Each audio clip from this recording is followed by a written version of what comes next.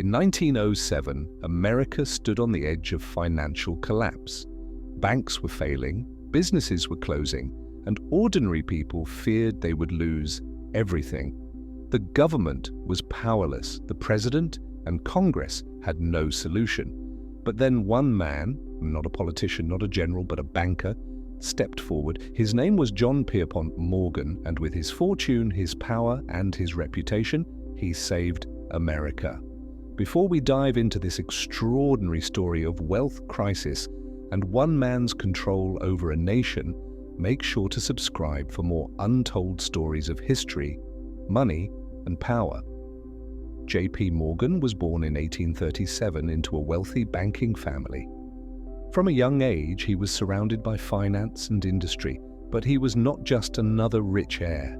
Morgan was brilliant, ruthless, and incredibly ambitious. By the late 1800s, he had become the most powerful banker in America. He built railroads, controlled steel, and backed some of the largest corporations in history.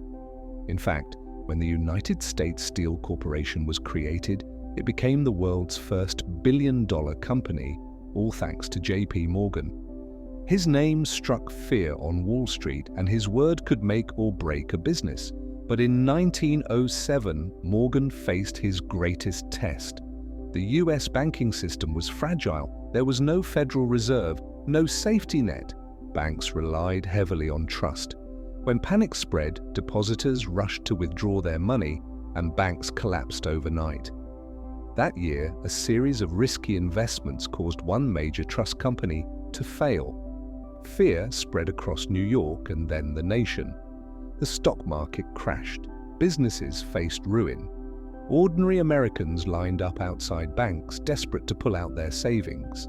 The government had no plan. President Theodore Roosevelt could not act fast enough. Congress debated but delayed. America needed a savior, and the only man with the wealth and power to step in was J.P. Morgan. Inside his library in New York, Morgan gathered the nation's top bankers. He locked the doors and refused to let them leave until they agreed to provide rescue funds for failing banks. One by one, he forced them to commit their money. Morgan himself contributed millions of dollars of his own fortune. He personally decided which banks would survive and which would fail. For days, he directed the rescue, working late into the night with America's economy hanging in the balance. Finally, his actions restored confidence. The panic ended, Wall Street reopened, banks survived, America was saved, not by its government but by a private banker.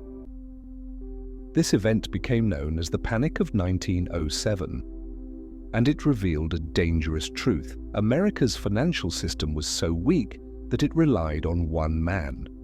J.P. Morgan had saved the country, but his power also frightened many.